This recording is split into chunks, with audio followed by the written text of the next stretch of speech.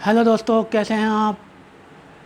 उम्मीद करता हूँ अच्छे होंगे और जीवन में ज्योतिष को छोटी छोटी बातों में लगा पा रहे होंगे। ज्योतिष एक ऐसा विज्ञान है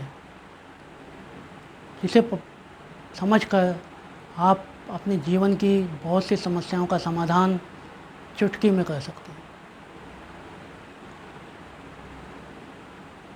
चलिए हम टॉपिक पे चलते हैं। अपने बीच बीच में बातें तो होती रहेंगी। यदि आपको कुछ पूछना हो तो कमेंट कर सकते हैं आप व्हाट्सएप नंबर पे। यदि आपने चैनल को सब्सक्राइब नहीं किया है तो सब्सक्राइब कर दें। ज़्यादा से ज़्यादा लोगों को इसका फ़ायदा मिले। लाइक शेयर कमेंट भी करें ताकि आपके फीडबैक हमें प्रोत्साहन देने का काम करे और हम अपने चैनल को और अच्छा और आगे बढ़ा पाएँ। अष्टम भाव तक हम शनि का प्रभाव मिथुन लगन में पड़ चुके हैं। आज हम बात करेंगे 9वें 10वें 11वें 12वें भाव के बारे में। नवम भाव में जब शनि आता है मिथुन लगन में तो राशि कौन सी होती है? कुंभ राशि। ये आपको याद रखना होगा क्योंकि अभी तो आपके सामने बोर्ड है। बोर्ड नहीं हो तो आपको दिमाग में बिठाना है कि मिथुन लगन में 9वें भाव में कौन सी राशि होती है, 10वें में कौन सी राशि होती है, 11वें में कौन सी राशि होती है। ये 12 लग्नों का जो स्ट्रक्चर है आप अपने एक पन्ने पर उसको बना लें और उसको रीड करते रहें, पढ़ते रहें तो आपको याद हो जाएगा एक दिन कि कौन सी लगन में कौन से भाव में कौन सी राशि आती है। ये बहुत काम आएगी आगे।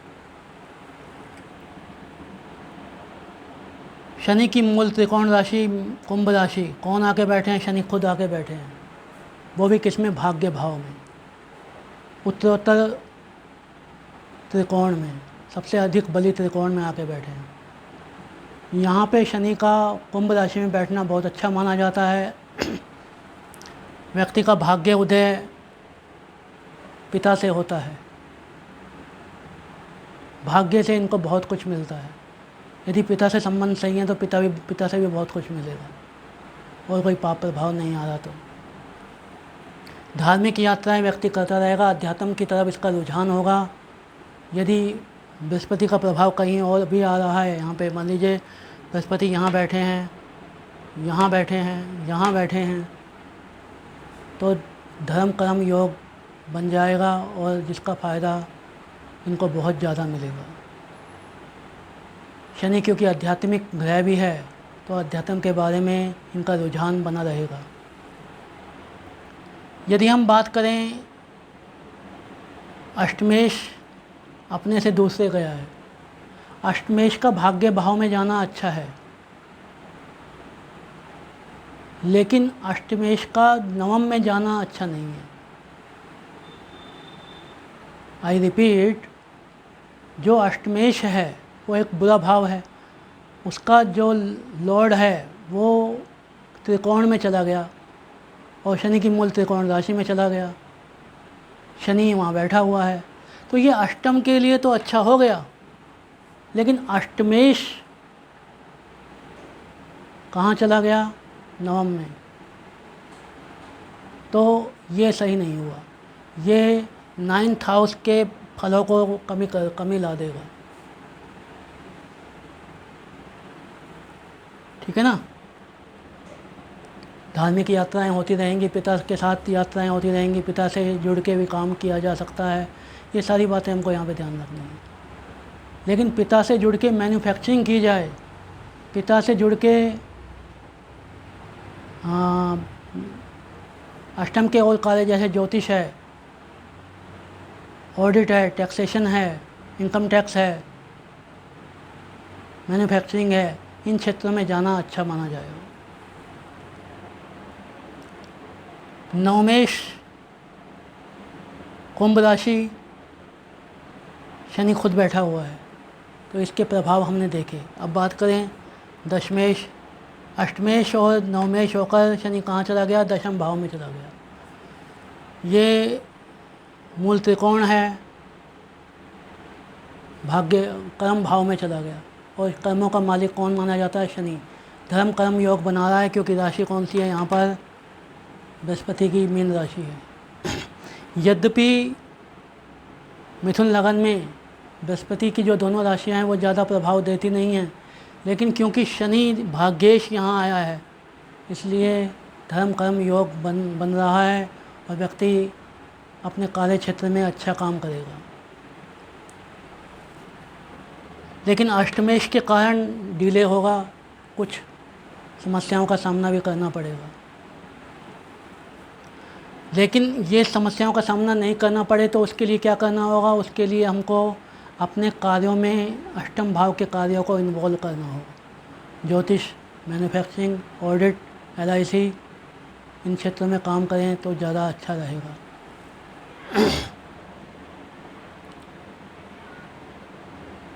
यदि हम बात करें एकादश भाव की, एकादश भाव लाभ का भाव है, सोसाइटी का भाव है, सोशल एक्टिविटीज़ का भाव है, बॉस का भाव है, लाभ का भाव है। तो शनि क्योंकि यहाँ आके बैठा है तो शनि लाभ करवाएगा। किनका मालिक है? अष्टम और नवम का। तो अष्टम से भी लाभ हो सकता है, नवम से भी लाभ हो सकता है। क्योंकि नवम शुभ भाव है इसलिए नवम से लाभ ज़्यादा होगा और अष्टम से कुछ पीड़ा प्राप्त हो सकती है, लेकिन कोई शुभ प्रभाव आ रहा है तो वो भी ख़त्म हो जाएगा। व्यक्ति सोशल एक्टिविटीज़ में भाग लेने वाला होगा, छोटे छोटे कार्यों को सोशल या समाज के लिए समर्पित होकर करने वाला होगा। समाज को इम्पोर्टेंस ज़रूर देगा ये जातक। यदि हम बात करें 12वें भाव की, कौन सी राशि है? वृषभ राशि है, शुक्र की राशि है। कौन आके बैठा है? शनि आके बैठा है, मित्र की राशि, मित्र के घर में आके बैठा है।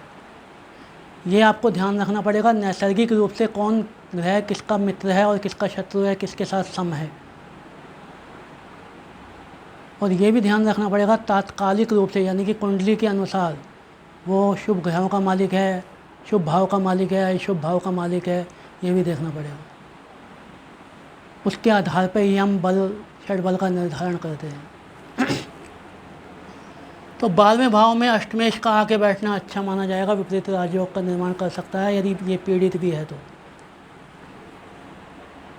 लेकिन विपरीत राजयोग का मतलब होता है संघर्ष के बाद सफलता।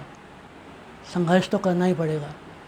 खर्चों, ऐसी स्थिति में खर्चे बढ़ सकते हैं क्योंकि शुक्र की राशि में है, शुक्र खर्चीला ग्रह माना जाता है, तो शुक्र से व्यय की अधिकता प्राप्त हो सकती है। इसके अलावा ये व्यक्ति विदेश में निवेश कर सकता है, विदेश से लाभ भी कमा सकता है।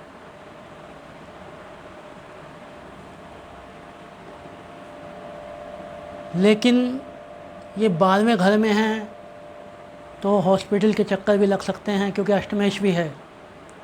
हॉस्पिटल के चक्कर भी लग सकते हैं, कोर्ट के चक्कर भी लग सकते हैं। जब तक व्यक्ति